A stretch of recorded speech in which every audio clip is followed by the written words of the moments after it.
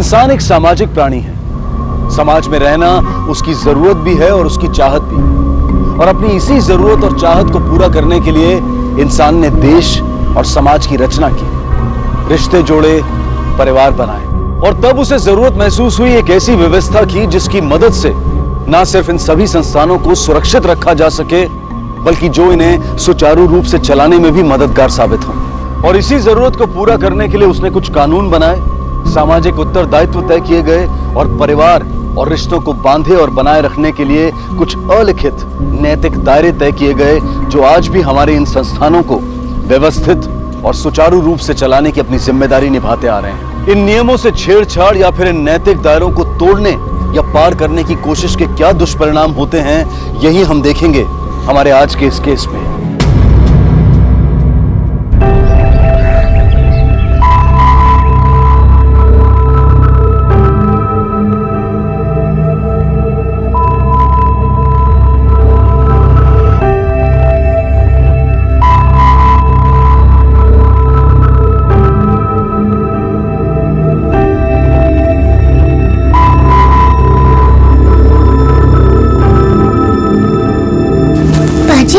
बाजी उठो ना बाजी, बाजी चलो खेलने चलते हैं। बाजी उठो ना बाजी।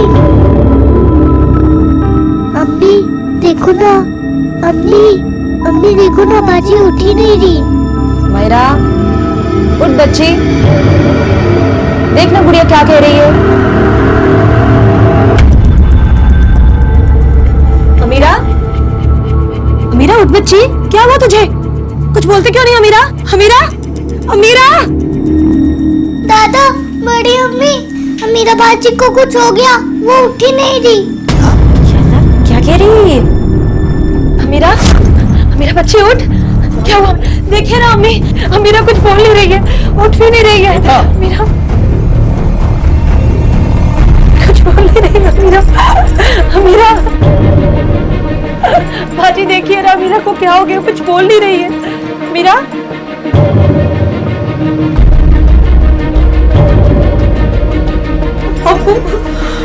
अमीरा,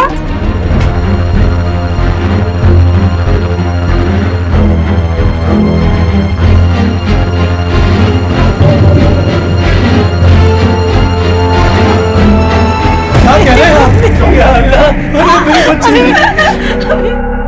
साजिदा, जाने दो इसे, अब हमारी अमीरा वापस लौट के नहीं आएगी। पुलिस को फोन लगाओ, मेरी बच्ची मरी नहीं है, मारा गया उसे। ये तो क्या बोल रही है? तो वो तो बीमारी से गई है ना। अरे बच्ची,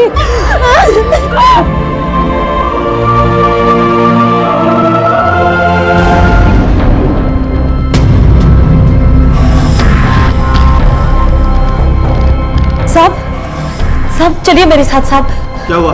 किसी ने मेरी बच्ची को मार डाला है साहब। खुदा के वास्ते चलिए साहब मेरे साथ, चलिए साहब।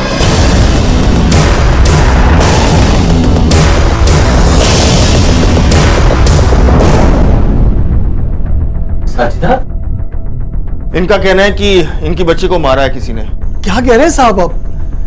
साहब, इसने अपनी बच्ची को खोया है, इसलिए थोड़ा सदमे से पगला गई है, कुछ भी बोल रही है साहब। आप यकीन कीजिए, डॉक्टर ने पर्चे पे लिख के भी दिया है। बेटा वो पर्चा दिखाओ डॉक्टर। जी अब्बू।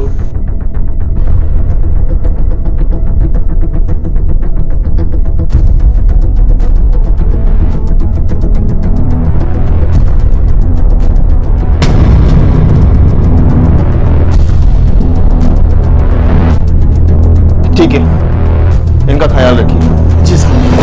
साहब, साहब, साहब, झूठ बोल रहे हैं साहब ये लोग। साहब, साहब सच कह रहे हैं साहब। उसको अंदर लेकर साहब, मेरी बात सुनिए। पुलिस के पास गई थी तू? हाँ, हमें पकड़वाने? अरे क्या खूनी है हम लोग? जाने भी दे दीजिए ना, अब उसकी हालत देख रहे हो ना, गलती हो गई। उसकी ये गलती कितनी भारी पड़ती थी हमें, इसका अंदाजा है आपको? कोर्ट कचहरी के चक्कर, अरे जिंदगियां खाक हो जाती हैं इनमें पढ़कर। मैं उसे समझा दूंगी, फिर से ये गलती नहीं करेगी। अरे अगर इतना ही यकीन है ना आपको इस पे, तो रखिए इसे अपने पास। हमें नहीं चाहिए ऐसी बहू जो हमें जेल कराने पे तुली हो, नहीं चाहिए इसे। संभाल अपने आप को। बाजी कहाँ गई अम्मी?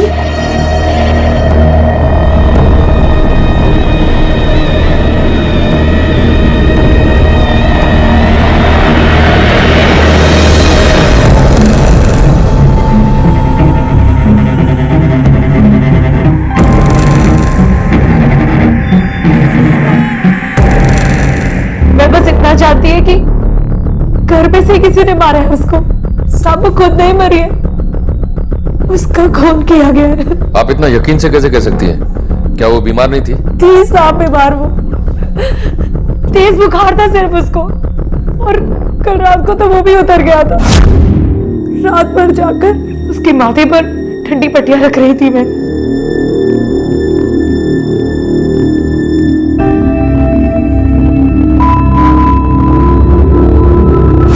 मेरे यकीन मानिए साहब, उसका बुखार बिल्कुल उतर गया था। मेरे सास ससुर पसंद नहीं थी ना मैं उन्हें कभी भी। जितना दहेज चाहिए था उतना नहीं था मेरे घर वालों के पास देने के लिए। बात सिर्फ आपके ससुराल वालों की नहीं है, डॉक्टर की रिपोर्ट के हिसाब से भी आपकी बच्ची की डेथ नॉर्मल है। डॉक्टर की पर्ची भी झूठी है साहब। साहब सब झूठ बोल रहे हैं साहब। अब मेरा यकीन मानिए साहब, मेरे बेटे का कत्ल हुआ साहब। आप मेरे साथ चलिए साहब, एक बार मैं आपके पैर पकड़ती हूँ साहब, आप चलिए मेरे साथ साहब, मेरी बात मानिए साहब। साहब मेरी बेटी का कत्ल हुआ है साहब, उसका खून हुआ है साहब, वो खुद नहीं मरी है साहब, खुद नहीं मरी है। क्या ये सिर्फ एक माँ का वहम था जो अपनी बच्ची की यूं अचानक हुई मौत को स्वीकार नहीं कर पा रही थी, या फिर वाकई अमीरा नाम की इस बच्ची की जान ली गई थी? किसी हादसे की बात छोड़ दी जाए तो हर एक कत्ल के पीछे कोई ना कोई मकसद, कोई ना कोई मोटिव जरूर होता है, लेकिन घर में किसी के पास ऐसी कोई वजह नजर नहीं आ रही थी कि जिसके कारण 8 साल की इस मासूम बच्ची की हत्या की जा सकती थी। बहरहाल चाहे ये वहम था या सच्चाई, पुलिस के लिए फिलहाल ये एक केस था और इसीलिए उन्होंने साजिदा की कंप्लेंट पर जांच करने का फैसला किया और शुरू हुई तलाश सच्चाई की।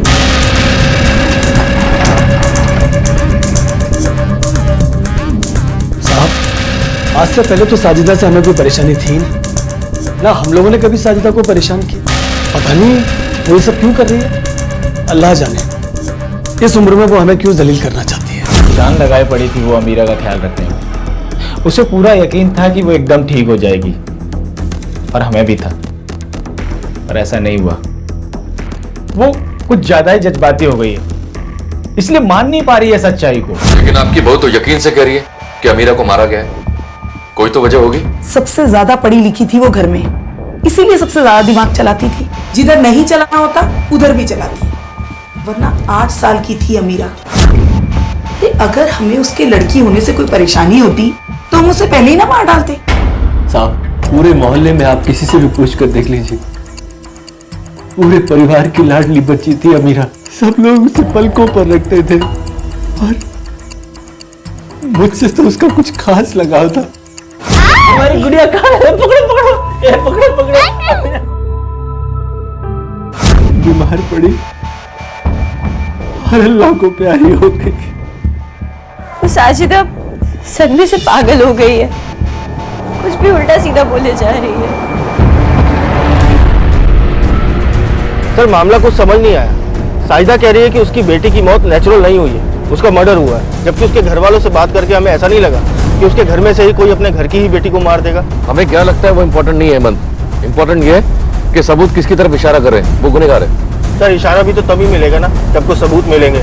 साजिदा कह रही है कि उसकी बेटी का मर्डर हुआ है, लेकिन उसके घर वाले इस बात से इनकार कर रहे हैं। और सर जिसका कत्ल हुआ है उसकी लाश तक कब्र में दफन है। वो डॉक्टर तो भी जिंदा है ना जिसने उस मौत को सर्टिफाई किया। एक काम करते हैं, उससे पूछताछ करते हैं, शायद कोई क्लू मिले। Right sir. जो पूछ रहा हूँ वो सही सही बताना। आपका कहा हुआ अगर कुछ भी सही नहीं हुआ तो आप पर क्रिमिनल चार्जेस लगेंगे। सर मैं उस लड़की को जानता तक नहीं उसको आज तक देखा है।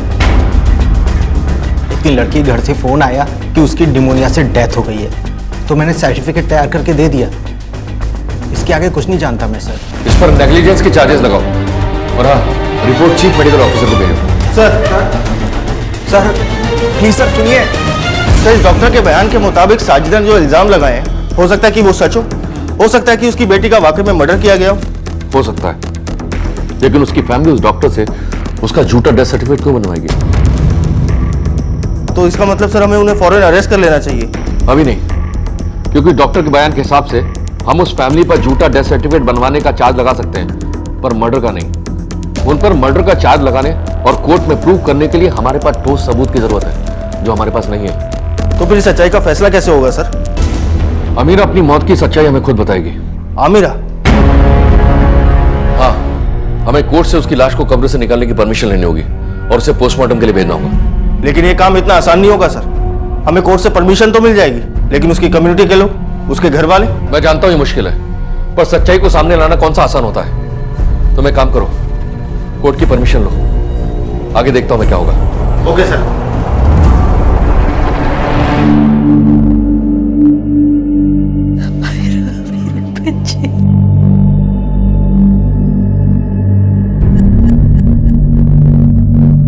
बड़े अब्बू, हमें बहुत रो रही हैं, आप चल के चुप कराओ ना उन्हें। ठीक है, हम चलते हैं तुम्हारे साथ, हम समझाते हैं। हाँ? चलो। साजिदा, खुद को संभालो, जिसे जाना था वो चली गई, शायद अल्लाह की यही मर्जी है। कैसे संभालूं भाईजान? ये गलत है, ये गुनाह है सर। मत करिए, हमारे साहब ये गुनाह कर रहे हैं। आप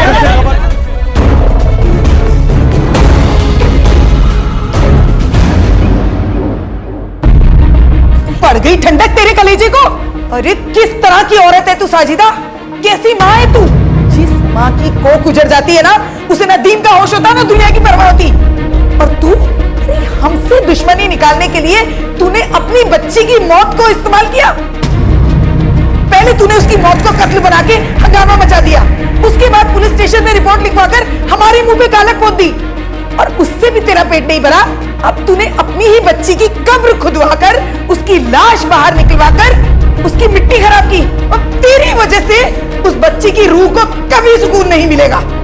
अम्मी मेरी बात तो सुनिए। चुप, मैं कुछ नहीं सुनना चाहती।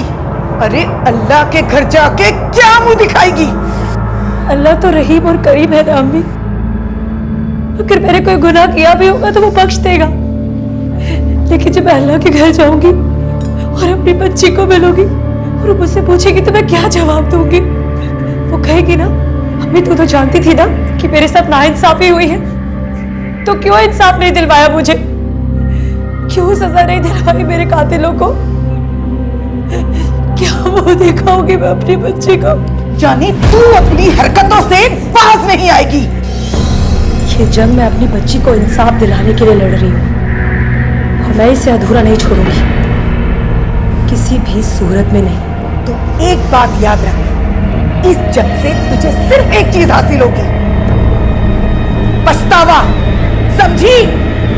याद रखना मेरी बात को। सर, आमिरा की माँ साजिदा आई है। भेजो उसे।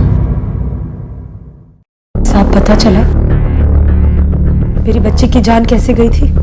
फिलहाल नहीं, लेकिन हमने बॉडी को पोस्टमार्टम के लिए भेजा है। जल्दी पता लग जाएगा उसकी मौत कैसे हुई है।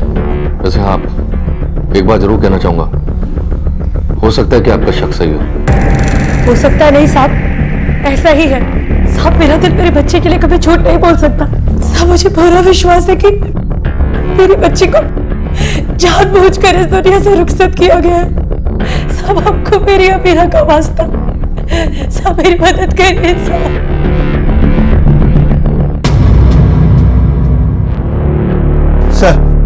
सर, अमीरा की पोस्टमार्टम रिपोर्ट, मौत दम घुटने की वजह से हुई है। मामला कत्ल का है सर। इसका मतलब साजिदा सही कह रही थी।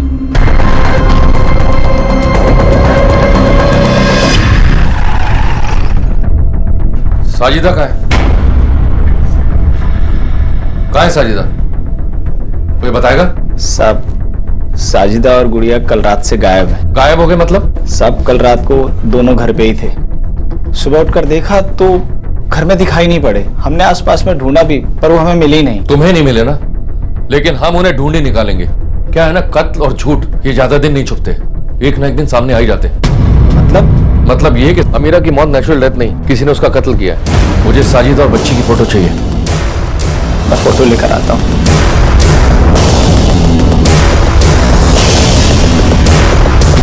अमीरा की मौत दम घुटने से हुई थी, यानी कि कोई था जिसने उसकी सांसों को रोक दिया था, और जिसने भी ऐसा किया था उसका शायद ये मानना था कि अमीरा की मौत को एक नेचुरल डेथ मान लिया जाएगा, क्योंकि अमीरा पहले से ही निमोनिया का शिकार थी। लेकिन ऐसा हो नहीं पाया। एक मां ने अपनी बच्ची की मौत की वजह को भांप लिया और अब वो उसे इंसाफ दिलाना चाहती थी।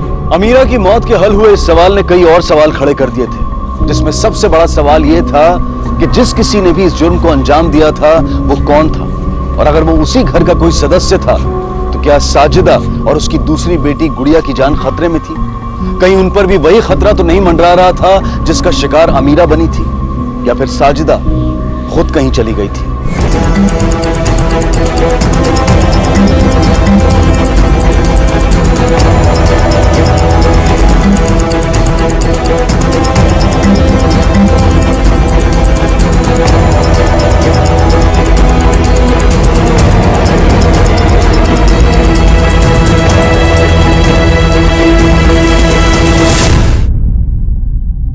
अल्लाह हमारा गवाह है साहब, हमने कुछ नहीं किया।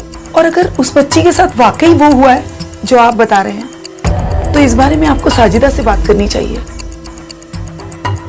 साहब, हम अपने परिवार की इज्जत की खातिर पहले आपको कुछ नहीं बता पाए, लेकिन साजिदा जरा भी अच्छी मां नहीं थी।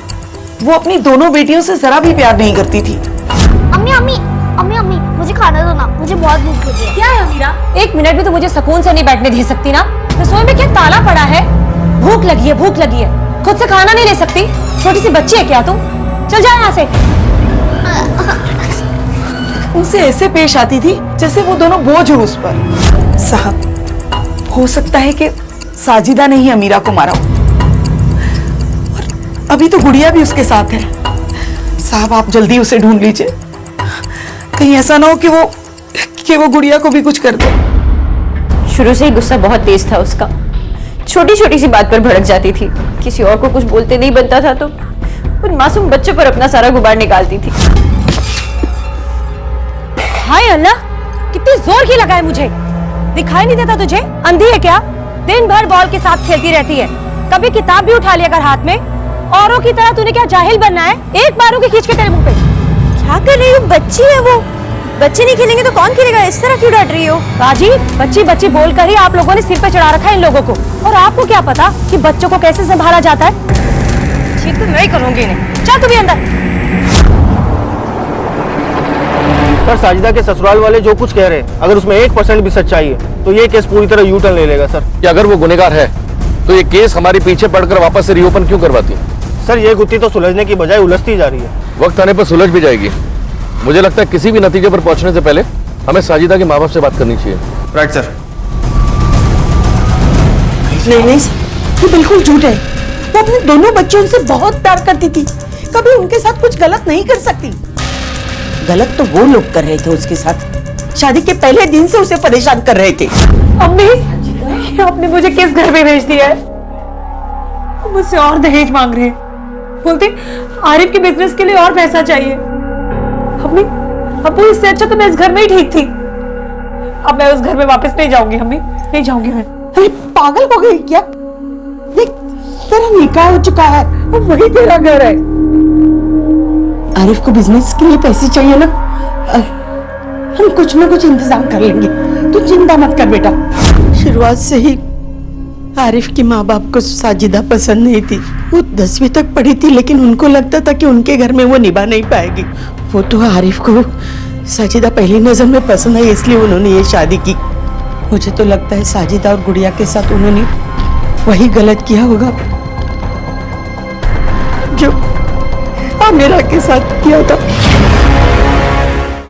हमने कभी झूठ नहीं बोला साहब, हमने कभी ये नहीं कहा कि हम साजिदा को पसंद करते हैं। पसंद करते भी कैसे? ना तो वो एक अच्छी माँ थी और ना एक अच्छी बहू। हाथ नहीं बटा सकती शमीम का? अरे तुमसे बड़ी है वो, अरे वो सारा काम करे और तुम यहाँ हाथ पे हाथ रख के बैठी। अब भाभी मुझे कुछ करने ही नहीं देती तो मैं क्या करूं? जबरदस्ती तो कर नहीं सकती ना उनके साथ। अल्लाह सब देख रहा है। अरे किसी और से नहीं तो उससे तो डरो।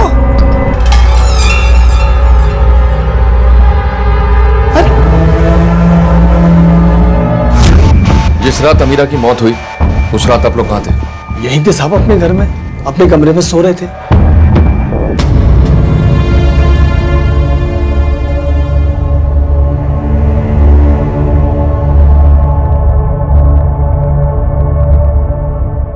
अरे कोई भी औरत दो दो बच्चे पैदा करने के बाद यूं घर छोड़ के नहीं जाती, समझे? आपने कुछ तो साइदा के साथ किया है। कुछ भी बोली जा रही हो? हाँ, कुछ भी क्यों बोलो? अगर मेरी बेटी को कुछ भी हो गया तो बख्शूंगा नहीं तुम लोगों को। Hello, police station. साजिदा और उसकी बच्ची गायब है। आप दोनों के साथ उसकी रिश्तेदारी थी। उसको ढूंढने के बजाय आप लोग लड़ाई लड़ रहे हो।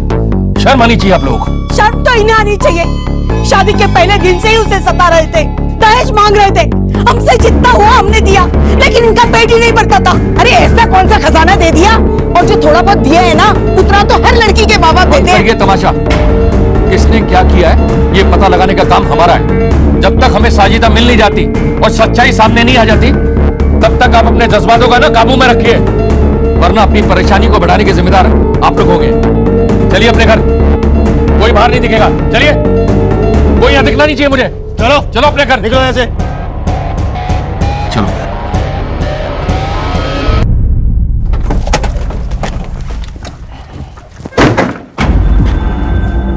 क्या हुआ सर?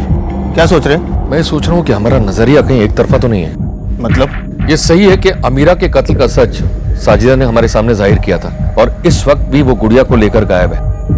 अगर वाकई में उसके घर वालों ने उसके साथ कुछ गलत किया होता तो वो हमारे पास आती जैसे पहले आई। कहीं ऐसा तो नहीं कि सबके पीछे उसका हाथ हो? सर अगर ऐसा हुआ होता तो फिर वो अमीरा के कत्ल की बात क्यों करती? इसके अलावा उस डॉक्टर ने भी अपने बयान में यही कहा है कि उसके घर वालों के कहने पर ही उसने वो पर्चा यानी कि टेम्परेरी डेथ सर्टिफिकेट बनाया था। लेकिन ऐसा भी तो हो सकता है कि उसके घर वालों को वाकई लगा हो कि उस बच्ची की मौत किसी बीमारी की वजह से हुई हो और उन्होंने डॉक्टर से सर्टिफिकेट मांगा हो। तो गलती उनकी कहाँ है? उल्टा डॉक्टर की है जिसने बगैर चेक किए वो सर्टिफिकेट बना दिया। चलिए सर, एक बार को मान भी लिया जाए कि साजिदा ने अपनी बेटी अमीरा का कत्ल किया था, लेकिन इसके पीछे मोटिव क्या है? हो सकता है कि उसके ससुराल वाले उसे परेशान कर रहे हो और उसके चलते साजिदा ने बदला लेने के लिए प्लान बनाया हो कि अपने सास ससुर को एक मर्डर कॉन्स्पिरेसी में फंसाकर जेल भिजवा दिया जाए। सर आरिफ और साजिदा की मैरिड लाइफ कुछ खास अच्छी नहीं चल रही थी। हो सकता है इसी वजह से साजिदा का किसी के साथ अफेयर चल रहा हो, जिसके चलते उसने अपनी बेटी को मारा और हमारी नजरों में ससुराल वालों को कत्ल का जिम्मेदार ठहराकर अपने प्रेमी के साथ गायब हो गई, ताकि हमें ये लगे कि उसके गायब होने के पीछे भी उसके ससुराल वालों का हाथ है, जिससे कि उसका मकसद और बदला दोनों पूरा हो जाते हैं। हो सकता है, पर इसमें से कौन सी थ्योरी सही है ये तय करने के लिए पहले हमें साजिदा की जिंदगी के साथ साथ उसके घर वालों की जिंदगी को भी बड़ी बारीकी से टटोलना होगा। केस अब एक नया मोड़ ले चुका था। अब तक शिकार नजर आ रही साजिदा का नाम भी सस्पेक्ट्स की लिस्ट में शामिल हो चुका था, लेकिन पुलिस के एड़ी चोटी का जोर लगाने के बावजूद उसका कुछ पता नहीं चल रहा था। पुलिस या अपने माँ बाप के पास जाने का रास्ता साजिदा के पास अब भी खुला था, लेकिन उसने ये रास्ता नहीं चुना और अपनी बेटी को लेकर गायब हो गई। साफ था कि कुछ तो ऐसी बात थी जिसे वो छिपाना चाहती थी। मतलब ये कि साजिदा अपनी बच्ची की मौत को कत्ल बताती है और अपने ससुराल वालों पर इल्जाम लगाकर खुद फरार हो गई है। हमने साजिदा को बहुत ढूंढा, अब भी ढूंढ रहे, लेकिन उसका कुछ पता नहीं चला। मतलब साफ है, या तो वो खुद सामने नहीं आ रही या फिर उसने अपनी बच्ची अमीरा का मर्डर किया है।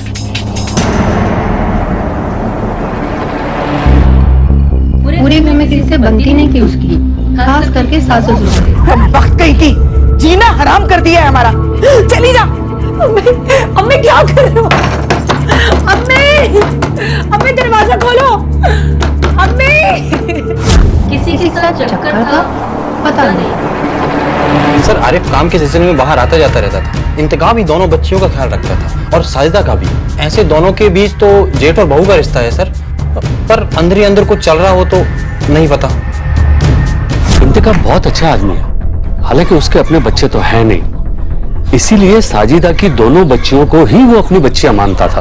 और साजिदा भी जब उसके साथ होती थी तो बहुत हंसती थी, वरना तो कभी किसी ने उसे मुस्कुराते हुए भी नहीं देखा।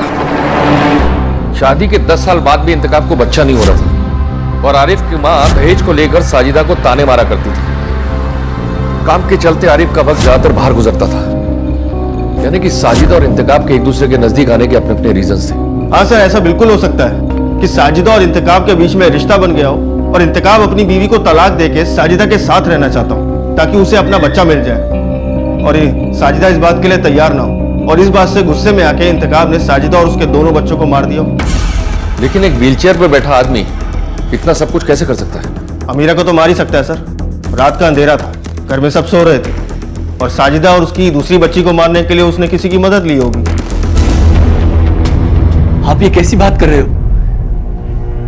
साजिदा मेरे भाई की बीवी है, उसके साथ ऐसा रिश्ता मैं ख्वाब में भी नहीं सोच सकता।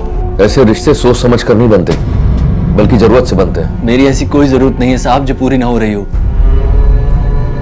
मेरी बीवी शमीम बहुत खूबसूरत है और मुझे बहुत प्यार करती है। बस एक ही कमी है कि हमारी कोई औलाद नहीं है। इसीलिए मैं साजिदा की बच्चियों को अपनी बच्चियां मानता था, तो उन्हें मैं क्यों मारूंगा?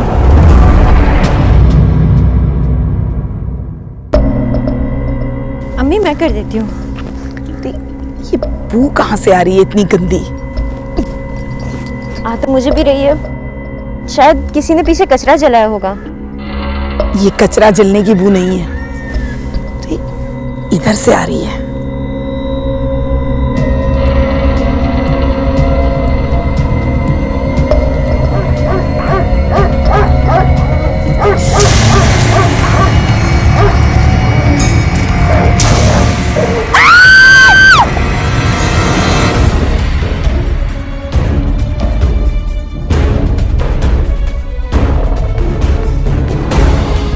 अमीरा की मौत पर उसकी मां साजिदा के द्वारा उठाए गए सवाल से शुरू हुआ यह केस साजिदा और बहन गुड़िया की लाश मिलने के बाद अब एक घिनौने ट्रिपल मर्डर केस में तब्दील हो चुका था। अमीरा की लाश को कब्र से निकलवाकर किए गए पोस्टमार्टम से पुलिस को पता चल चुका था कि अपनी बेटी की मौत को लेकर साजिदा का शक बेवजह नहीं था। तो क्या अपनी बेटी को इंसाफ दिलाने के लिए लड़ी जा रही ये लड़ाई ही वो वजह थी जो साजिदा और गुड़िया की मौत की वजह बनी? शायद जिसने अमीरा की सांसें रोकी थी उसी ने साजिदा और गुड़िया को चाकू से गोद कर मार दिया था और उन्हीं के घर के पिछवाड़े गाड़ दिया था। यह भी तय था कि कातिल जो कोई भी था वो आसपास ही था और उसे सामने लाने के लिए पुलिस ने हर उस शख्स का बैकग्राउंड बड़ी बारीकी से खंगालना शुरू किया जो किसी भी तरह से अमीरा, साजिदा और गुड़िया से जुड़ा हुआ था। नहीं पता कहने से काम नहीं चलेगा। तेरे घर से लाशें बरामद हुई है।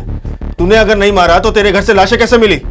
सब साजिदा मेरी बीवी थी और गुड़िया मेरी बच्ची। एक बात बताइए, उसे मारने से मुझे क्या मिलेगा? हर कत्ल कुछ मिलने की उम्मीद में नहीं किया जाता है। नफरत भी कत्ल की वजह हो सकती है। आप नहीं माना ना कि आप साजिदा को पसंद नहीं करती थी? अरे लेकिन उसके लिए मुझे उसे मारने की क्या जरूरत है? और वैसे भी आरिफ तो उसको घर से कहीं आपने तो नहीं मार दी मेरी बच्ची को? बोलिए अम्मी। हाँ, और अब्बू आपको दहेज चाहिए था ना मेरे घर से? उतना दहेज तो मैं लाई नहीं अपने घर से। पहुंच दिया हो तुम अपनी हरकतों से। अरे बड़ों का लिहाज करना भी भूल गई हो तुम। रुको मैं बताता हूँ, जल्दी कर बाहर। और इसे भी लेके जा। अब्बू रुको, लेके जा इसे। देखो दिमाग अगर ठिकाने आ जाए तो वापस चली आना, वरना कहीं भी चली जाना। क्यों मारा तूने साजिदा और गुड़िया को? नहीं साहब, मैंने नहीं मारा मैंने साहब। सब साजिदा मेरे घर वालों को इल्जाम लगा रही थी। मेरी बेटी को मारने का इल्जाम लगाया था उसने।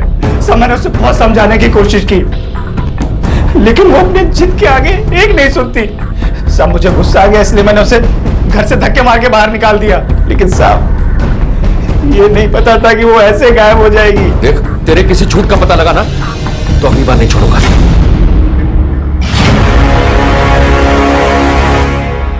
तकलीफ तो होती होगी ना तुम्हें कि तुम साजिदा से बड़ी हो और मां नहीं बन पा रही थी और वो दो बच्चों की मां बन चुकी थी। थोड़ी तकलीफ तो होती थी साहब, लेकिन अल्लाह की मर्जी को तो मानना पड़ता है। होना तो ऐसा ही चाहिए, लेकिन ऐसा होता नहीं है।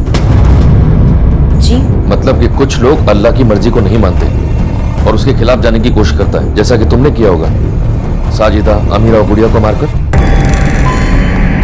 नहीं साहब, ये सच नहीं है, बल्कि अमीरा और गुड़िया की वजह से मेरा जो मां ना बन पाने का दुख है वो कम हो जाता था। साजिदा से भी ज्यादा उन दोनों से मैं और इंतखाब मोहब्बत करते थे और साजिदा ने भी कभी उन्हें हमारे पास आने से नहीं रोका, ना ही तो मुझे कभी इस बात का एहसास होने दिया कि मैं मां नहीं बन सकती। तो मैं क्यों मारूंगी उन्हें?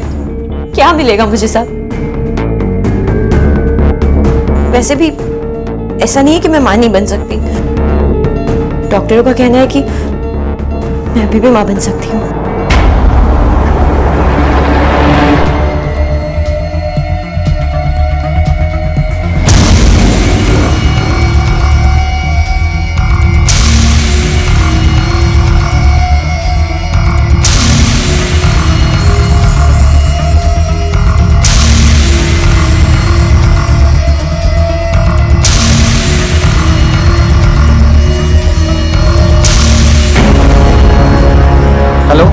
सर शमीम के बारे में पता चला है कि वो रेगुलर बेसिस पे हॉस्पिटल जाया करती थी और वो भी हमेशा अकेले।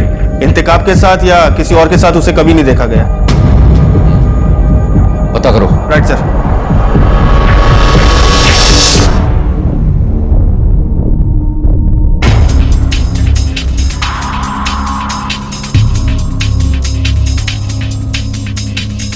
Shamim Ansari, wife of Intekhab Ansari, regular basis पे आपके पास आती है।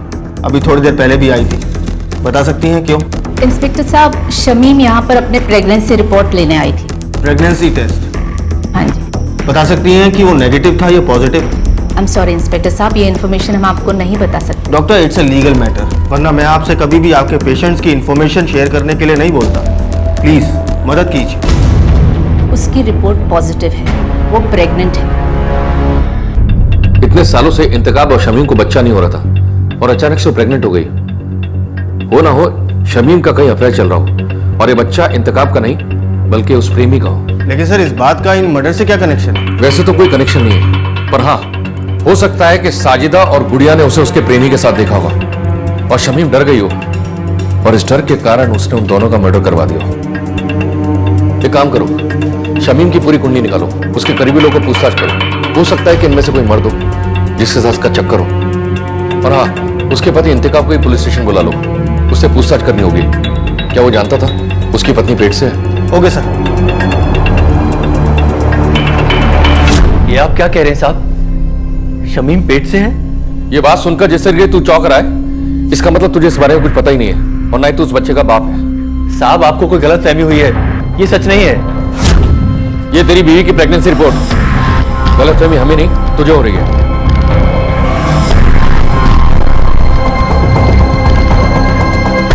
नहीं साहब, ये मेरा बच्चा नहीं है, ये मेरा बच्चा नहीं है साहब। शमीम का किसी के साथ कोई चक्कर या कोई रिश्ता? मुझे इस बारे में कुछ नहीं पता साहब। शमीम, क्या ये? क्या ये? इतने वक्त से हमारे बीच कोई संबंध नहीं हुआ है, मैंने तुम्हें छुआ तक नहीं है, तुम मां कैसे बन सकती हो? सच सच बताओ मुझे, किसका बच्चा है ये?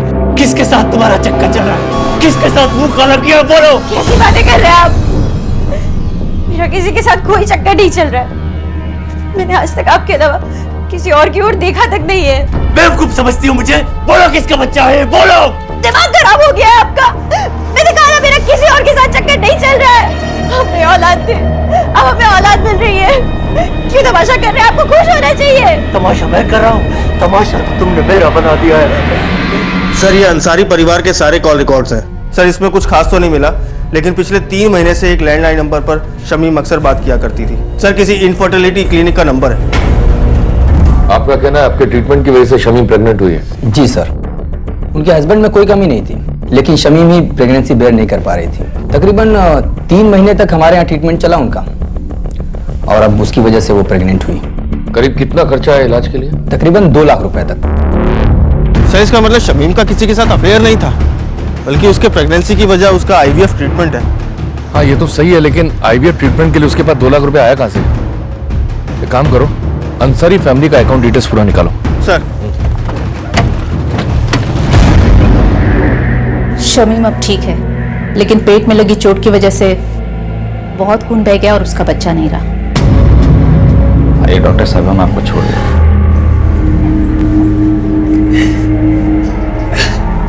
क्या किया तूने? क्या किया?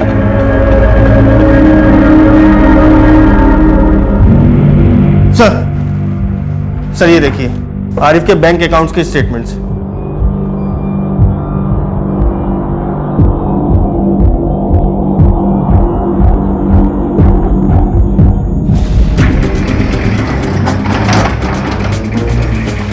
अरे इंस्पेक्टर साहब, आप यहाँ? इंस्पेक्टर साहब, क्या हुआ साहब? अरे साहब, अरे शमीम, हम तुम्हें साजिदा, अमीरा और गुड़िया के कत्ल के जुर्म में गिरफ्तार करने आए।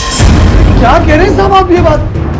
मैंने किसी का खून नहीं किया, किसी को नहीं मारा। अच्छा, तो आईवीएफ ट्रीटमेंट के लिए तुम्हारे पास 2 लाख रुपए कहाँ से आए? 2 लाख? क्या? ले चलो इसे। मैं बता दूं। सबको बाहर लेकर जाओ। बात तो सुनिए आप। बाहर लेकर जाओ, बाहर लेकर जाओ। चलिए बाहर। सच सच बताओ, सब कुछ सच सच बताओ मुझे। 10 सालों से हम बेऔलाद थे। मुझे IVF के बारे में पता चला। मैं जानती थी मैं अगर इंतखाब को इस बारे में बताऊंगी तो वो नहीं मानेंगे। एक दिन अचानक मुझे एक कॉल आया। आप मुझे 2 लाख? कहीं मजाक तो नहीं ना? लेकिन वो मजाक नहीं था। मुझे वाकई 2 लाख रुपए मिल सकते थे IVF ट्रीटमेंट के लिए, लेकिन एक शर्त पर। मेरे होश उड़ गए थे। मुझे फैसला उसी वक्त लेना था। मैं किसी भी कीमत पर मां बनना चाहती थी। मुझे मंजूर है, मैं साजिदा को मार डालूंगी। लेकिन अमीरा न जाने कैसे वहां आ गई और उसने सब सुन लिया। और उसके बाद तुमने साजिदा और उसकी बच्ची को। साहब मैं सच कह रही हूँ, उन्हें मैंने नहीं मारा। आरिफ ने उन्हें घर से निकाल दिया था। जब वो घर पर ही नहीं थे तो मैं उन्हें मारती कैसे? तो फिर तुम्हें साजिदा को मारने का ऑफर किसने दिया? किसका फोन आया था? हाँ, मैंने ही कहा था शमीम को साजिदा को मारने के लिए। पर क्यों? क्योंकि मैं प्यार करती हूँ आरिफ से। आरिफ? शादी करना चाहते थे हम दोनों, लेकिन साजिदा के रहते ये मुमकिन नहीं था। तुझे पहले से पता था कि नहीं? मुझे पहले ही पता था। वो 2 लाख रुपए उसे मैंने दिए थे शमीम भाभी को देने के लिए। लेकिन शमीम का तो कहना है कि ना उसने साजिदा को मारा है और ना ही गुड़िया को।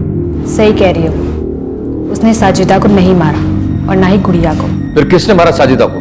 आरिफ ने तो साजिदा को घर से बाहर निकाल दिया था। फिर कब और कहां मारा? उस रात जब मैं साजिदा को ढूंढने निकला। मैं नहीं जाऊंगी घर वापस अब। अरे चलो अब नाराज मत हो। नहीं, मुझे नहीं जाना वापस। अरे बाबा माफी मांग रहा हूँ, चलो। तुम्हें पता है तुम्हारे बगैर नहीं रह सकता हूं मैं।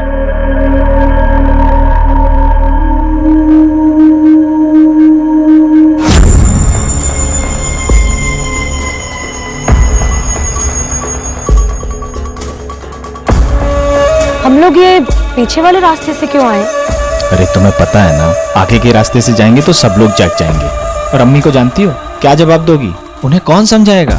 तुम भी नहीं समझा सकती, 100 सवाल करेंगी तुमसे। और फिर तूने साजिदा और अपनी छोटी बेटी को मार दिया, उनकी लाश को वहीं दफना दिया। नहीं साहब, नहीं साहब, मैंने नहीं साहब, मैंने नहीं। वो उसने। अब सड़ो पूरी जिंदगी यहाँ। किसी भी रिश्ते में बंधे 2 लोगों के बीच आपसी समझ और प्यार का खत्म हो जाना दुर्भाग्यपूर्ण तो है, लेकिन अस्वाभाविक बिल्कुल नहीं। हर इंसान को यह पूरा हक है कि अगर उसे लगता है कि वो उस रिश्ते को और नहीं चला सकता है तो वो उससे बाहर निकल आए, और हमारा कानून और समाज भी इसे स्वीकृति देता है। साजिदा से रिश्ता तोड़ने के लिए आरिफ ने जो तरीका अपनाया और आरिफ से रिश्ता जोड़ने के लिए वाहिदा जिस हद तक नीचे गिरी, उसकी दूसरी मिसाल ढूंढ पाना बहुत मुश्किल है। लेकिन यहाँ इस बात का जवाब ढूंढना भी बहुत जरूरी है कि इस रास्ते पर चलने का ख्याल उन दोनों के मन में आया कैसे। जवाब है हमारा बदलता सामाजिक परिवेश, एक सोच जो इंसान को सिर्फ अपने बारे में, अपनी खुशी के बारे में सोचने की सलाह देती है। और जब इंसान सिर्फ अपनी खुशी के बारे में सोचता है तो वो दूसरों के दुख दर्द और तकलीफों को महसूस करने की क्षमता भी खो बैठता है, और नतीजा इस तरह की घटनाएं हमारे सामने आती हैं। पर यह भी सच है कि आज के इस दौर में अपने साथ साथ दूसरों के बारे में, दूसरों की खुशियों के बारे में सोचना थोड़ा मुश्किल है। लेकिन हमें यह भी समझना होगा कि यही वो नियम है जिस पर हमारा समाज टिका है, हमारा परिवार बना है। और अगर हम चाहते हैं कि हमारे समाज में इस तरह की घटनाएं ना हो और परिवार नाम की ये संस्था बनी रहे, बची रहे, तो हमें इस मुश्किल को उठाना होगा। देखते हैं हमारे आज के एपिसोड की दूसरी।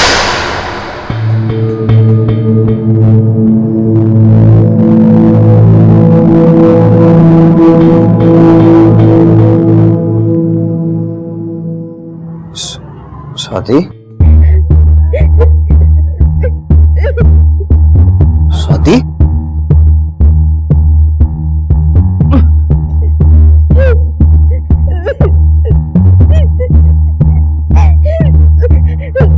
स्वाति, तुम रोकी काय झाले? दादा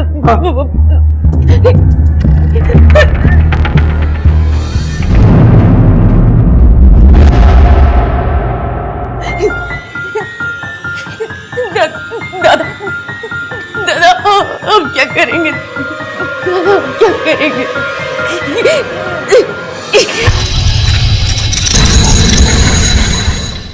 नमस्कार, आदाब। क्राइम पेट्रोल डायल 100 में आप सबका स्वागत है। आजादी और बंधन के बीच की जंग सदियों पुरानी है। क्या होता है जब एक व्यक्ति की आजादी दूसरे को खलने लगती है, और इसी आजादी को मिटाने की कोशिश में लोग अक्सर हिंसा और जुर्म का रास्ता अपना लेते हैं। आज की कहानी इंसानी रिश्तों की उन जटिलताओं को बयां करती है जो दिलो दिमाग को झकझोर कर रख देती हैं। आखिर स्वाति और उसके भाई ने ऐसा क्या देखा था, क्यों घबराए हुए थे वो इतने?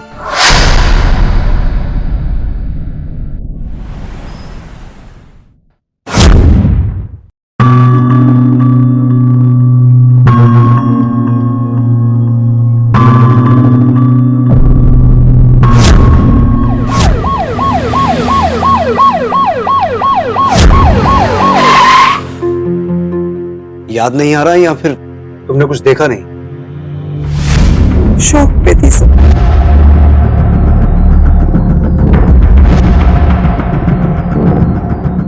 और तुम्हारे कपड़े, I mean, किसी ने तुम्हारे साथ जबरदस्ती करने की कोशिश की? बोलो कविता, कहीं किसी ने तुम्हारे साथ कुछ? नहीं सर, जब तक होश था तब तक कुछ भी नहीं हुआ था। जब मैं बेहोश हो गई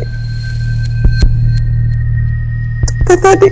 रिलैक्स कविता, हमने तुम्हारे कुछ टेस्ट किए हैं जिसकी रिपोर्ट आने के बाद ही कंफर्म हो पाएगा कि तुम्हारे साथ रेप हुआ है या नहीं। वैसे कविता, इतनी रात को तुम वहां क्या कर रही थी? सब मैं ऑफिस से आ रही थी। कॉल सेंटर में काम करती हूँ, नाइट शिफ्ट थी मेरी। किसी पर शक है तुम्हें? कविता, किसी पर शक है तो बताओ हमें। पापा। क्या पागल हो गई है क्या तू? एक मिनट मैडम, बोलने दीजिए उसे।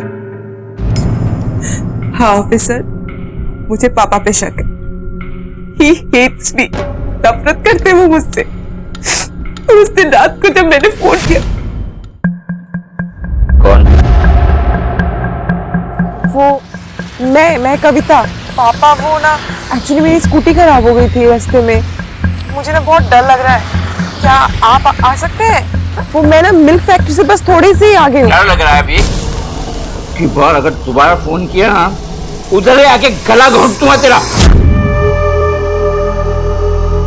वैसे भी मैंने तो कहा ही था ना कि वो मुझे मार देंगे, है ना? सिर्फ पापा जानते थे कि मैं उस वक्त कहाँ पे थी। कविता ने संदेह भी जताया तो अपने ही पिता पर। किसी पर शक है तुम्हें? मुझे पापा पे शक है।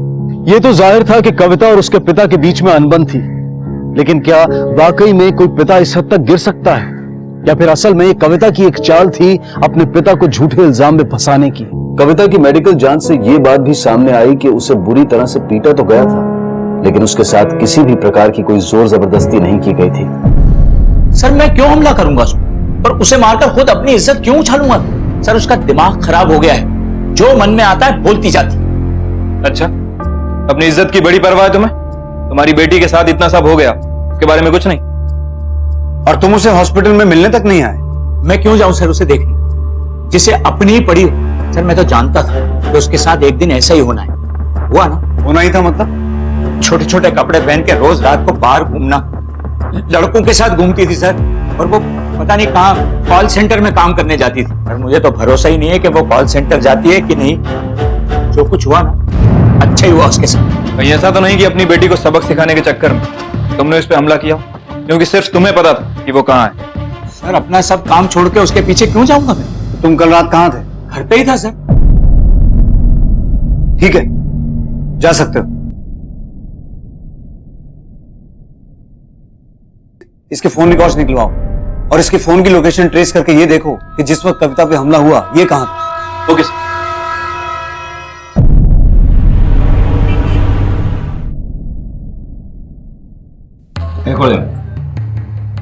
अरे बेटा आजा, तू भी बैठ, खाना खा ले। अरे इसको बोलो यहाँ से जाए, हटाओ इसको यहाँ से। खाना खा रहा हूं ना मैं, ये सामने नहीं चाहिए। नहीं चाहिए मतलब नहीं चाहिए। चल सामने से हट जा। भाड़ में जाओ तुम सब, नहीं खाना खाना है मुझे, मरो सब। अरे सुनिए तो, खाना तो खा लीजिए।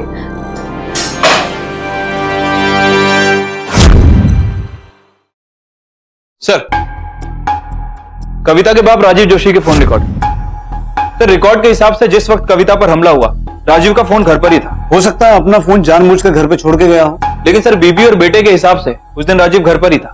ये भी तो हो सकता है राणे कि उन दोनों के सोने के बाद गया हो सकता है सर मुझे लगता है कि कविता नफरत के चलते अपने बाप को फंसाने की कोशिश कर रही है, क्योंकि सर ऐसे कितने ही केसेस होते हैं जिसमें विक्टिम खुद अपने आप को चोट पहुंचाता। हो सकता है। फिलहाल तुम बाप पे नजर रखो और कविता जिन जिन लोगों के टच में थी उनके बारे में इंफॉर्मेशन निकालो।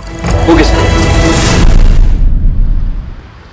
गुड मॉर्निंग सर, क्या हुआ? हाँ गुड मॉर्निंग। सुनो सर्विसिंग कराओ गाड़ी का। हर रोज प्रॉब्लम दे रहे हैं यार, लास्ट वीक ही तो लाया था। सर मैं फोन कर दिया आपको देखने के बाद क्या प्रॉब्लम है। हाँ सर जाइए ना, फोन करेगी ये।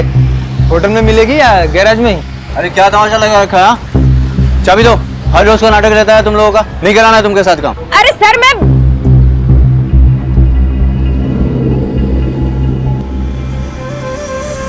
मेरी दुकान अच्छी चलती है, तेरे से हजम नहीं होता ना?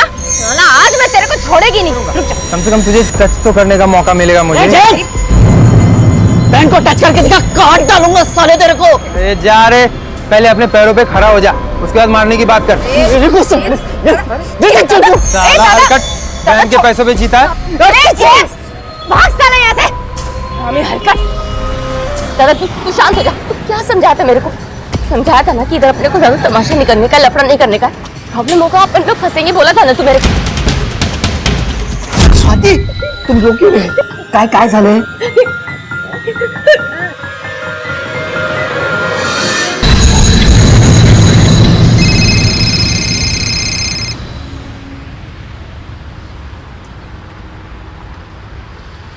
हेलो,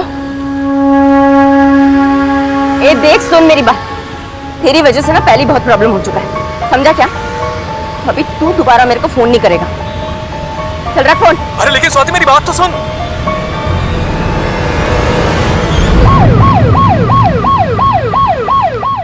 आप रोज रात शराब पीकर तमाशा करता है। कविता की वजह से और क्या?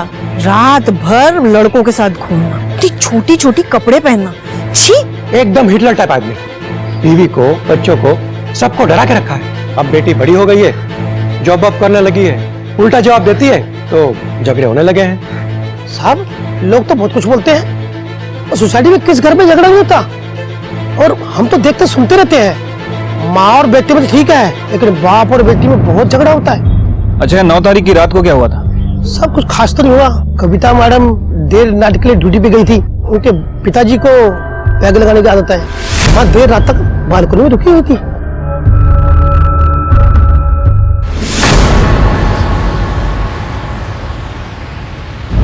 कविता, उस रात जो भी हुआ था हमारे लिए हर एक बात जानना जरूरी है, बिकॉज यू नेवर नो कि कहां से कौन सी लीड मिल जाए। इसलिए आराम से फोकस करके बताओ उस रात क्या क्या हुआ था। तुमने कहा तुम्हारी स्कूटी खराब हो गई थी, राइट? फिर क्या हुआ? मैं ऑफिस से करीब रात को 2:30 बजे निकली। मैं पाम बीच रोड पे ऑटो के लिए वेट कर रही थी।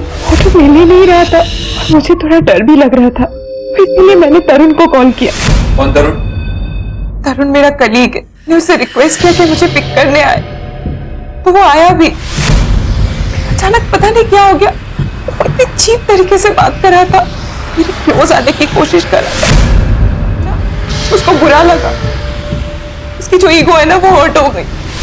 उसने मुझे अपनी गाड़ी से बाहर निकाल के फेंक दिया। Can you imagine sir? एक अकेली लड़की को इतनी रात को बीच रास्ते में अकेली, मुझे बहुत डर लग रहा था।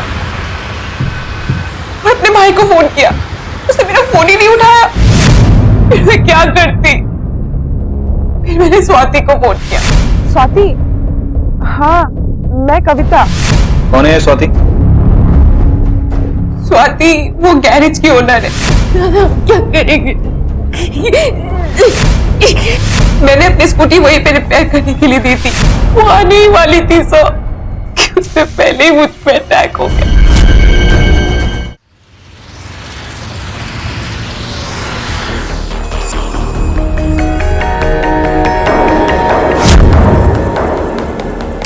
सरासर झूठ बोल रही है सर वो, और ये करती है ऑफिस में भी। All this dirty games. लेकिन कविता झूठ क्यों बोलेगी? क्या फायदा उसका इसमें? दरअसल सर क्योंकि मैं उसको भाव नहीं देता हूँ, और ऑफिस में सभी लड़के इस बात को जानते हैं, इसलिए जानबूझकर फंसाने की कोशिश कर रही है सर मुझे। और गाड़ी तो मेरे पास है ही नहीं सर। ठीक है, जा सकते हो। Thank you.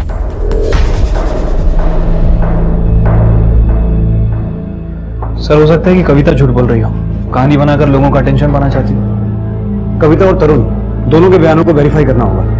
राणे, तुम उस गैराज में जाके पता करो जहां उसने अपनी स्कूटी ठीक करने के लिए दी थी। एटलीस्ट कविता के उस गैराज और उसके ओनर से जुड़े बयान को तो वेरीफाई करो। मैं तब तक ऑफिस में और लोगों से पूछताछ करता हूँ। Okay sir. थोड़ी अजीब सी है सर वो। एचआरडी ने कई बार उसको वार्निंग भी दी है, खुलेआम गालियां देती है, लड़की होके भी सारे लड़कों से हंस के बात करती है। मैंने तो सुना है कि सिगरेट भी फूकती है सर। हाँ, शायद फूकती है सिगरेट कभी कभी। ये सब तो ऑफिस में चलता ही रहता है सर। सर जितनी छोटी स्कर्ट, तरुण का इंटरेस्ट उतना ज्यादा।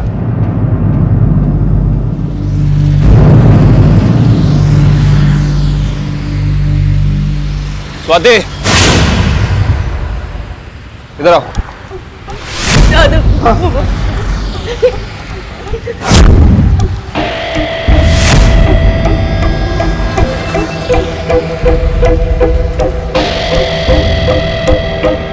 क्या हुआ साहब? ये गाड़ी का ब्रेक चेक करना है जरा।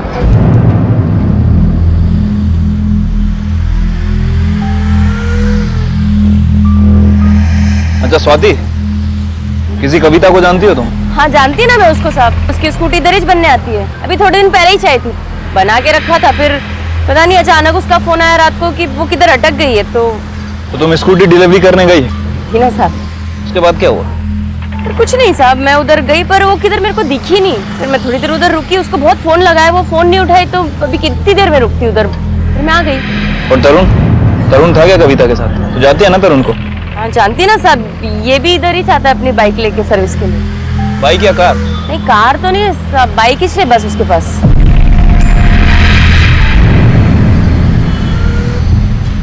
हो गई साहब। Thank you.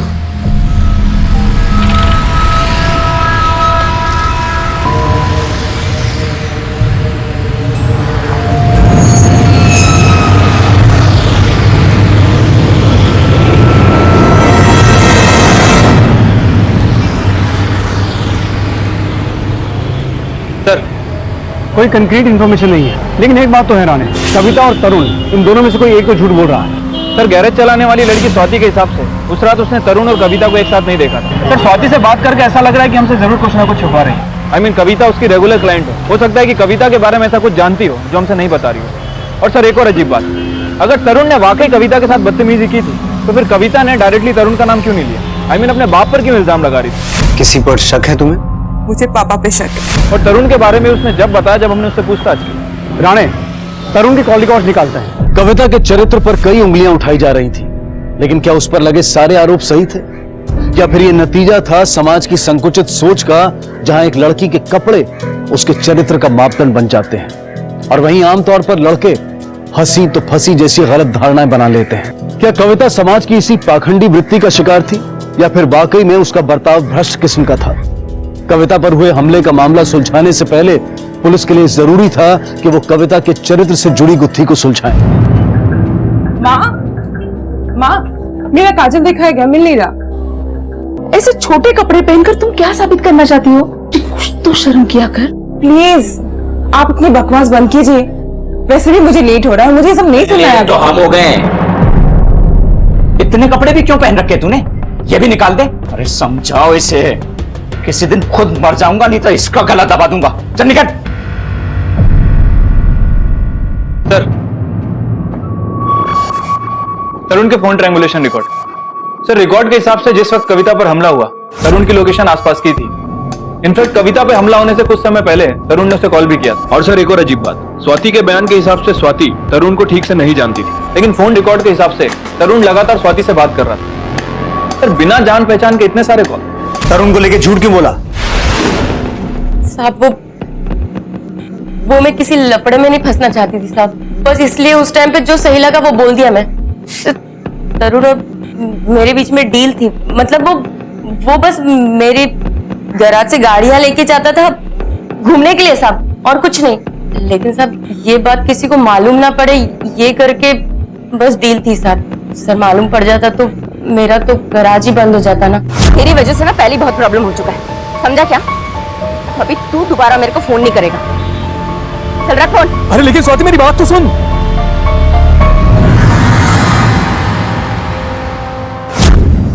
Please sir, please देखिए, मारिए मत सर, मैंने कुछ नहीं किया। अगर तूने कुछ नहीं किया तो हमसे झूठ क्यों बोला? सॉरी सर, मैं घबरा गया था इसलिए। चल अब सीधा पॉइंट पे आ। उस रात तेरे और कविता के बीच में क्या हुआ था? वही जो कविता ने आपको बताया। मैंने गुस्से में उसे वहीं आधी रात को सड़क पर उतार दिया और मैं चला गया वहां से। और स्वाति, उसे इतने कॉल्स क्यों किए तूने? सब तरुण मेरे को अच्छा लगता था, वो मेरी इज्जत भी करता था साहब, हंस हंस के बात करता था। लेकिन साहब मैं बहुत जल्दी समझ गई वो काहे के लिए ये सब करता था, ताकि मैं उसको अपने गैराज की गाड़ियों की चाबी देती रहूं लोगों के सामने स्टाइल मारने के लिए। साहब मैं प्यार में थी लेकिन अंधी नहीं थी। वो सिर्फ कविता को लॉन्ग ड्राइव पे ले जाने के लिए मेरे गैराज से गाड़ियां लेके जाता था साहब। तो तुम तरुण को पसंद करती थी और तरुण कविता के आगे पीछे चक्कर काटता था, तो ये कैसी बातें कर रहे हैं? मैं भला कविता पे क्यों हमला करेगी साहब? और साहब कविता तो बहुत अच्छी लड़की थी, तभी तो वो रात को जब फंसी थी मैं उसकी मदद करने गई। ये क्या कर रही है कविता? बस इनफ मॉम, बहुत हो गया ये ड्रामा। हर रोज आप लोग का एक नया ड्रामा। मैं जा रही हूँ, मुझे नहीं रहना यहाँ। पागलपन मत करो कविता, कभी तो बात को समझा करो। और इतनी रात को तुम कहाँ जाओगी? लौट कर यही आना है ना? नहीं, कहीं भी जाऊंगी, मर जाऊंगी पर यहाँ वापस नहीं आऊंगी। दम घुटता है मेरा यहाँ, समझिए आप। रोजमर्रा की जिंदगी में चुनौतियों का सामना करती स्वाति और कविता दोनों शक के कटघरे में थी। इस केस में अब आगे बढ़ने का एक ही तरीका था, इन लोगों की सच्चाई और उनके आपसी संबंधों की तह तक पहुंचना। खुद कविता के चरित्र पर उंगलियां उठा रहे थे। बहरहाल जल्द ही ये मामला कितना भयानक मोड़ लेने वाला था, इसका अंदाजा खुद पुलिस तक को नहीं था। और ये बात आप लोग हमें आज बता रहे हैं? नहीं सर, हमें तो लगा था कि 1-2 दिन में घर वापस आ जाएगी। छोटा सा ही झगड़ा था, लेकिन इसका मतलब ये नहीं कि वो हमेशा के लिए घर छोड़कर चली जाएगी। आप ठीक कह रही हैं, लेकिन हर फैमिली की बेटी पर हमला नहीं होता है। आप लोगों को ज्यादा सतर्क रहना चाहिए था। सिचुएशन इतनी सीरियस है। और एनीवेज, आप लोगों की आखिरी बार बात कब हुई उससे? उसी रात को जब वो घर छोड़कर चली गई थी। सर वो अपनी स्कूटी पे गई थी। उसका फोन ट्राई किया? सर तभी से स्विच ऑफ आ रहा है। सर प्लीज कुछ कीजिए, उसे ढूंढ लाइए। सोच सोच के ही डर लग रहा है। एक तो पहले ये सब कुछ हो चुका है और अब तो ये अचानक से नए। राणे सर, कविता की फोटो हर जगह सर्कुलेट करवाओ, हर एक पुलिस स्टेशन को अलर्ट करो, स्कूटी की डिटेल्स इनसे ले लो और कविता के मोबाइल की लास्ट लोकेशन ट्रेस करो। उसे ढूंढना बहुत जरूरी है। हो सकता है वो हमलावर उसे फिर से नुकसान पहुंचाने की कोशिश करे। ओके सर, आइए।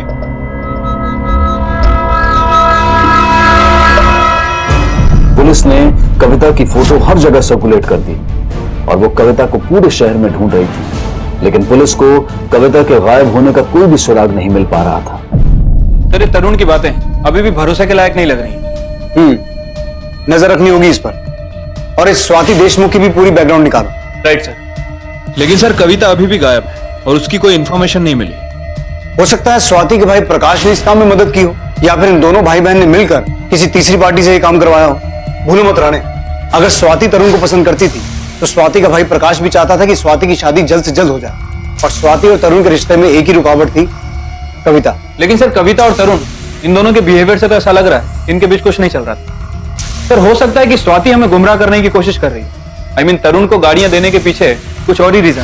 वो सिर्फ कविता को लॉन्ग ड्राइव पे ले जाने के लिए मेरे गैराज से गाड़ियां लेके जाता था साहब। या सर ये भी हो सकता है कि कविता सच बोल रही है। उस पर जो हमला हुआ उसके पीछे उसके बाप राजेश जोशी कहाँ थे?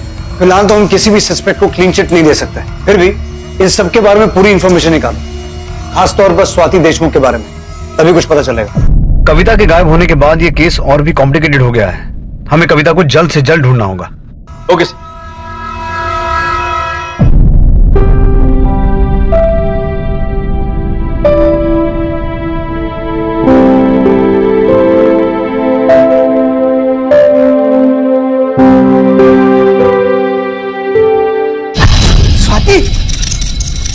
काय झालंय?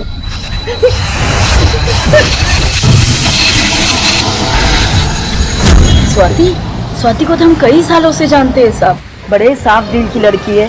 थोड़ी अजीब सी है वो, बात बात पे आदमियों से झगड़ा करती है। अरे दे अभी नहीं मिली। बहुत भाग के काम करते रहती है, कभी गैरेज का काम करती है तो कभी अपने भाई को संभालने जाती है। साहब आदमी देख के ही वो उस पर गिरने लगती है, तभी तो उसका काम धंधा इतना चल रहा है साहब। लेकिन तुझे इतना सब कैसे मालूम? मैंने देखा है सर, मेरे इतने सारे कस्टमर खा गई वो। सर आपने कहीं देखा है औरत को मैकेनिकगिरी करते हुए? तुझसे राय मांगी मैंने। एक बात बता, ये स्वाति का भाई जो प्रकाश है, कुछ जानता है इसके बारे में? सर अपन तो इन दोनों से दूर ही रहता है। ये दोनों भाई बहन ना एक नंबर के पागल है, सिर्फ मेरे साथ लड़ने के बहाने ढूंढते रहते हैं। सर मेरी बहन बहुत अच्छी है, वो शादी नहीं कर रही है क्योंकि उसे मेरी बहुत फिक्र है। उसके भाई की वजह से उसकी जिंदगी बर्बाद हो रही है, और कुछ नहीं सर। लेकिन आए दिन स्वाति का लोगों से झगड़ा होता रहता है, वो सब क्या है? सर हमारा धंधा ही कुछ ऐसा है, वर्कर लोग वरना तकलीफ देंगे, कस्टमर भी तकलीफ देंगे, तो सख्त तो होना ही पड़ता है। हाँ स्वाति सख्त है, पर वो किसी को चोट नहीं पहुंचाएगी, और कविता को तो कभी नहीं, वो तो हमारी रेगुलर कस्टमर है। सर मुझे ऐसा लगता है कि ये सब जेम्स ने किया होगा।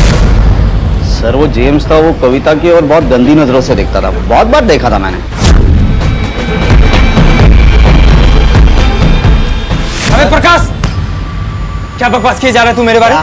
क्या बोल रहा है तू? क्या बोल रहा हूँ? झूठ बोल रहा है सर ये। सर मैं झूठ नहीं बोल रहा हूँ, मोहल्ले को पूछ लीजिए, बहुत गंदी नजरों से देखता है। सर मैंने कुछ नहीं किया सर। मैं बोल रहा हूँ। तमाशा नहीं चाहिए तुम्हारा। बोली तलाशी लो इन दोनों के गैरेज। अरे सर ये क्या दादागिरी है? सर वारंट, सर्च वारंट कुछ तो होता है सर, रूल्स भी होते हैं कुछ। पहले सर्च वारंट लेके आइए। रूल सिखाएगा तू हमें? हाँ?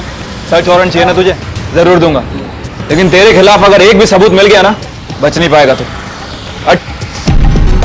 आखिर क्या कारण था जिसकी वजह से जेम्स ने पुलिस को अपने गैराज की तलाशी लेने से रोका था? क्या छिपा रहा था वो? ये सभी आरोपी किसी न किसी तरह कविता से जुड़े थे।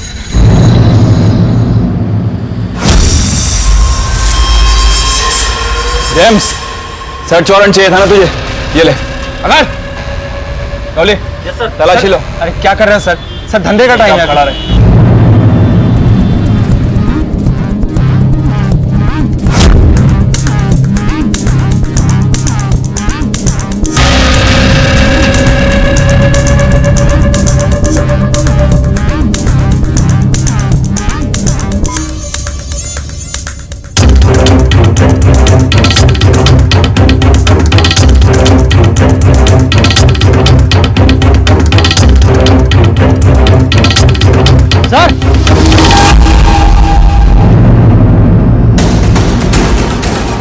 ऐसा लग रहा है कुछ दिन पहले ही खोदा गया।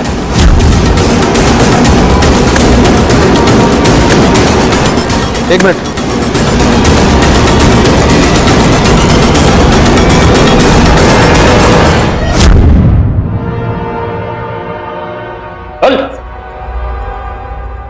चल बोल, खुदाई क्यों की थी?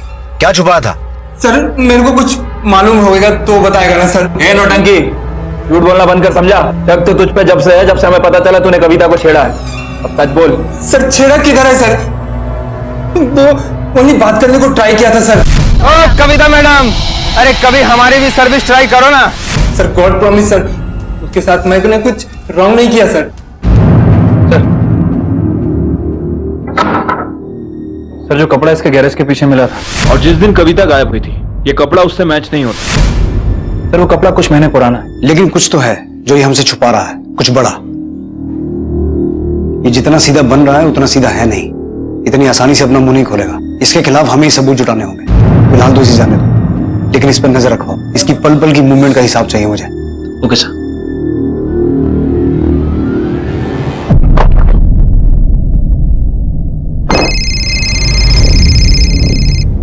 हेलो, क्या?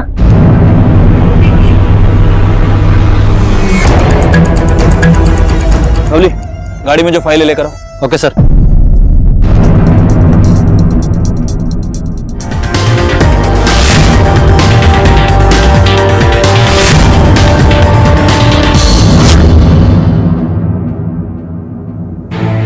सर पोस्टमार्टम रिपोर्ट के हिसाब से बॉडी किसी फीमेल की है।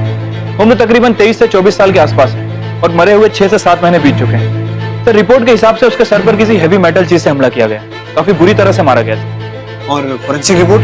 सर आपका अंदाजा सही था। जो कपड़ा हमें गैरेज में मिला जिसके ऊपर खून के धब्बे थे, वो धब्बे इस डेड बॉडी से मैच करते हैं। इसका मतलब ये डेड बॉडी कविता की नहीं है, बल्कि किसी और लड़की की है। तुमने कहा इस विक्टिम को किसी हैवी मेटेलिक चीज से मारा गया था, तो वो मेटेलिक चीज गैराज में इस्तेमाल होने वाला रेंच या व्हील स्पैनर भी तो हो सकता है। तुझे नहीं पता तो किसे पता रे? डेड बॉडी पे जो कपड़ा है वो तेरे गैरेज में कैसे आया? बोल। सर मैंने तो फर्स्ट टाइम ही बोला था आपको कि कोई मेरे को ट्रैप करने की कोशिश कर रहा है साहब। ये मर्डर करना, बॉडी बड़ी करना, जलाने का सर, ये सब मेरे बस की बात नहीं है सर। सर मेरे को तो खून देखकर ही चक्कर आने को होता है सर। सर प्रॉमिस खा के बोलता है सर। ड्रामा बंद कर अपना। कविता कहाँ है? और जो डेड बॉडी मिली है वो किस लड़की की है? क्या इस लड़की की तरह तूने कविता को भी मारा है? 23 साल की लड़की है, 6 महीने पहले मरी है वो। बोल, किसे मारा तूने? सर मैंने किसी को नहीं मारा सर, लेकिन हाँ सर, ये 23 साल वगैरह सुन के मुझे ऐसा लगता है कि मैं जानता है सर कि वो कौन है। कौन है? सर मेरी कजन थी सर, एक कैरल डिकोस्टा।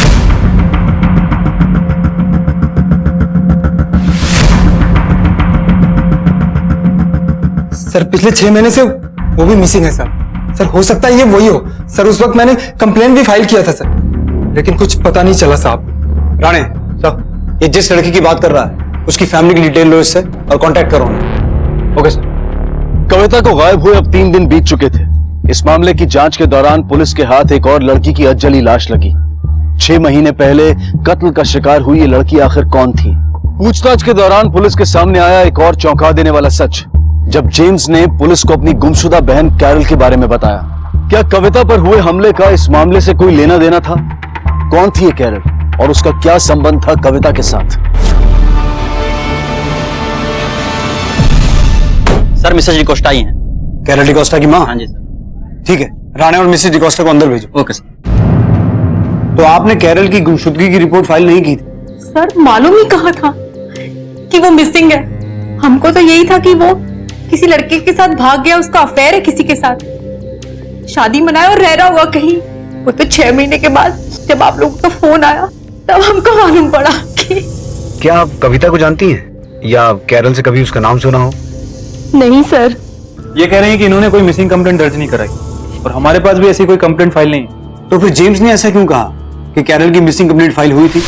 कैरल डिकोस्टा पिछले 6 महीने से वो भी मिसिंग है साहब। कंप्लेंट भी फाइल किया था सर। जेम्स को मालूम था, लेकिन वही तो हमको बताया कि कैरल का किसी के साथ अफेयर है और वो भाग गया।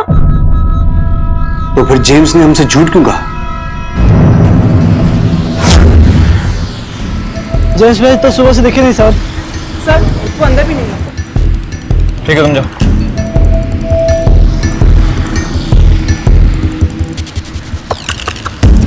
हेलो सर, मैंने जेम्स के गैरेज और घर दोनों जगह तलाशी ली, लेकिन वो कहीं नहीं मिला। Damn it. रेड अलर्ट जारी करो उसके नाम का। और सुनो राणे, उसके गैराज में जितने भी भारी औजार हैं सबको जब्त करो। हो ना हो कैरल को मारने के लिए उनमें से किसी एक का इस्तेमाल किया गया है। उन्हें फोरेंसिक जांच के लिए भेजो। Okay sir.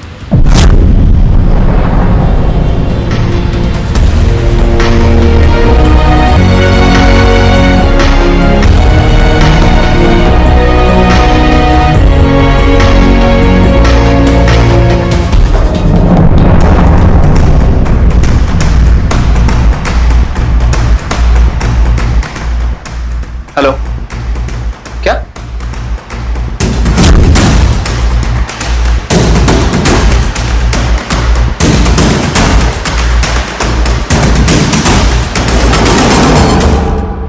बोलिए। तो कविता की स्कूटी लग रही है। आसपास देखो कुछ मिलता है क्या?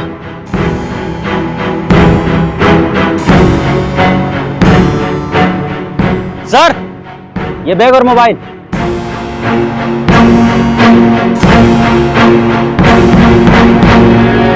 सर यहाँ ये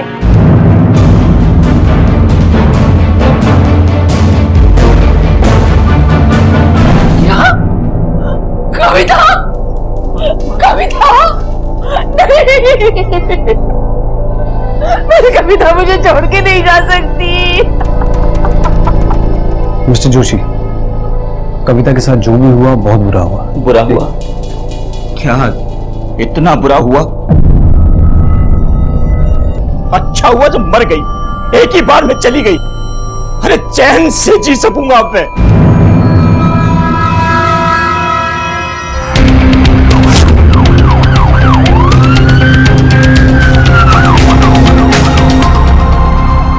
अरे गाड़ी काय को स्टॉप कर दिया यार, चल ना।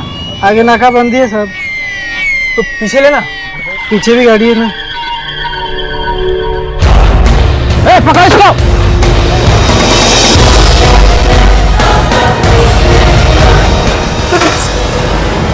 कैरल और कविता को क्यों मारा तूने? सर मैंने दोनों को नहीं मारा। वहां तूने कैरल की मां को झूठ बोला कि वो किसी के साथ भाग गई है। क्या छुपा रहा था? तूने ही मारा ना उसे?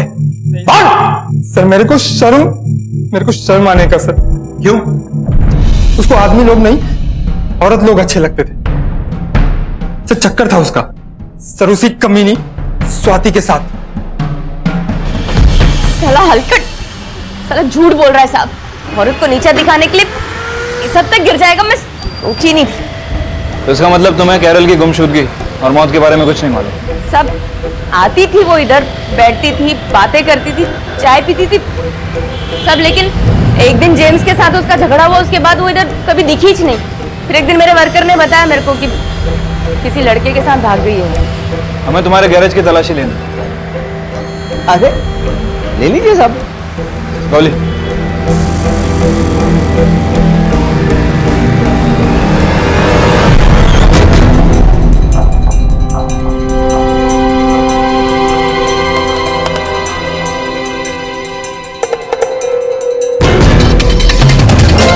सर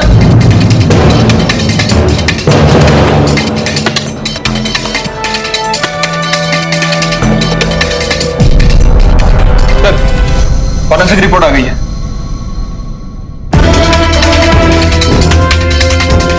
लेके आओ। Okay sir.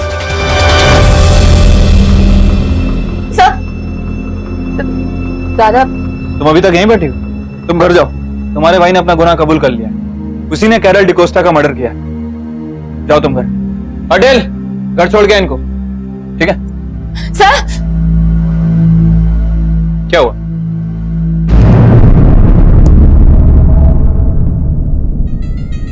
सर दादा ने कुछ भी नहीं किया, उन्होंने तो बस कैरल की बॉडी दफनाने में मेरी मदद की थी सर। तो कैरल को तुमने मारा? लेकिन गलती से, मैं उसे मारना नहीं चाहती थी सर। एक्चुअली कैरल मुझसे प्यार करती थी सर। मेरे साथ रहने के लिए वो जेम्स से लड़ रही थी और बात हाथ से निकल जाती। इससे पहले मैंने उसको समझाने की बहुत कोशिश की, लेकिन वो, मैं जानती है कि तू मेरे से प्यार करती थी, लेकिन मेरे मन में तेरे लिए कोई फीलिंग नहीं थी। सच्ची बोल रही हूँ। You bloody liar! मैं तेरे को छोड़ूंगी नहीं स्वातिया। जब आपने वो कविता के लिए छानबीन शुरू की तो हम लोग डर गए सब। हमने मौका लगते ही कैरल की बॉडी वहां से निकाली और थोड़ी दूर ले जाकर जलाने की सोची। और कविता, उसे क्यों मारा? नहीं साहब, कविता को हमने नहीं मारा। इनफैक्ट दादा और मेरा कोई हाथ है ही नहीं इसमें। कैरल ने स्वाति के समलैंगिक होने की गलत धारणा बना ली और अपने समलैंगिक होने का राज उसे बता बैठी, और अपने इसी राज के दुनिया के सामने आने के डर की वजह से कैरल ने स्वाति पर हमला कर दिया। कैरल को डर था समाज के विरोध का। बहरहाल कविता पर हुआ हमला और उसकी हत्या अब भी पुलिस के लिए एक पहेली बनी हुई थी, और अचानक पुलिस के हाथ इस तहकीकात में एक लीड लगी। सर अजीब बात है, कविता के मामले में हमें जिन जिन लोगों पर शक था सारे के सारे कैरल से कनेक्टेड निकले। और सर तरुण, वो अभी भी इस बात पर अड़ा हुआ है कि कविता से झगड़ा होने के बाद उसने उससे कांटेक्ट तोड़ दिया और उसका बयान वेरीफाई भी किया है। क्या हुआ सर?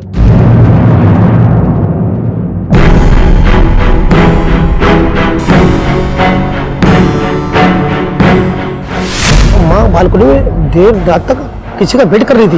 अपनी बेटी का वेट कर रही है? नहीं।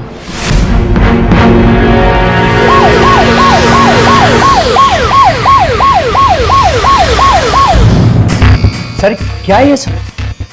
आप लोगों ने तो जैसे मेरे खिलाफ, पहले आपने मुझ पे इल्जाम लगाया और फिर अब मेरे बेटे पे, और तू चुपचाप क्या खड़ी है? बोल इनसे कि हमारा बेटा ऐसा कुछ नहीं कर सकता। कुछ नहीं बोलेंगे।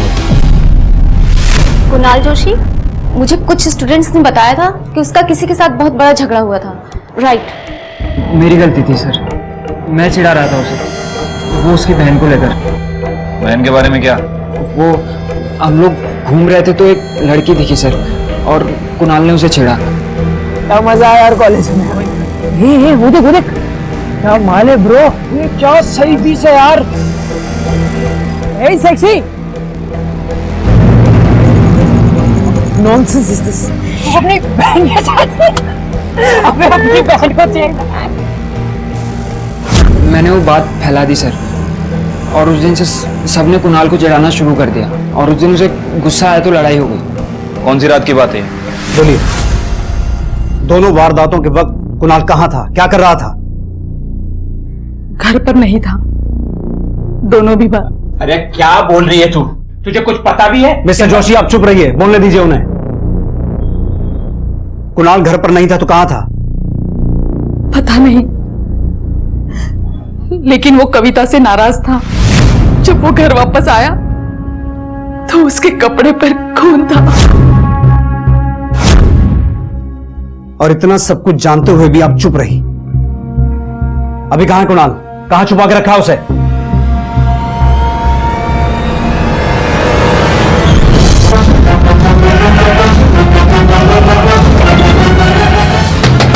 कुणाल, दरवाजा खोलो। राणे, दरवाजा लॉक है, तोड़ो।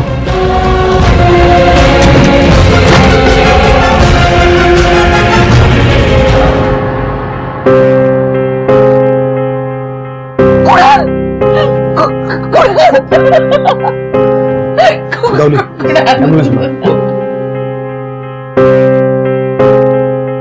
एक तरफ कुणाल ने खुदकुशी के जरिए अपना गुनाह कबूल किया, दूसरी तरफ पुलिस द्वारा बरामद किए गए खून से सने पत्थर पर कविता के खून के साथ साथ कुणाल के फिंगरप्रिंट्स भी मिले। और कुणाल के फोन रिकॉर्ड से भी इस बात की पुष्टि हो गई कि हत्या के दौरान कुणाल उसी जगह पर मौजूद था जहां कविता की लाश मिली। कविता एक मेहनती और होनहार लड़की थी, जिसे समाज ने, यहां तक कि उसके अपने परिवार ने गलत समझा, और बदकिस्मती से इसी गलतफहमी का और उससे जुड़ी शर्मिंदगी का शिकार बन कुणाल ने अपने ही हाथों अपनी बहन की बेरहमी से हत्या कर दी। दूसरी तरफ समाज की इसी संकुचित विचारधारा से बौखलाई कैरल ने स्वाति की जान लेने की कोशिश की, और बदकिस्मती से स्वाति के हाथों अपनी ही जान खो बैठी। इस गुनाह के लिए स्वाति को हिरासत में लिया गया, और साथ ही उसके भाई प्रकाश को भी जुर्म को छिपाने के लिए दोषी पाया गया। बेशक किसी के बारे में अपनी राय रखें, लेकिन उस राय की वजह से किसी के चरित्र पर सवाल करना और उससे संबंधित अफवाहें फैलाना गलत है, निंदनीय है। अब मैं अनूप सोनी आपसे विदा लेता हूं, फिर मुलाकात होगी अगले एपिसोड में एक और चौंका देने वाले केस के साथ।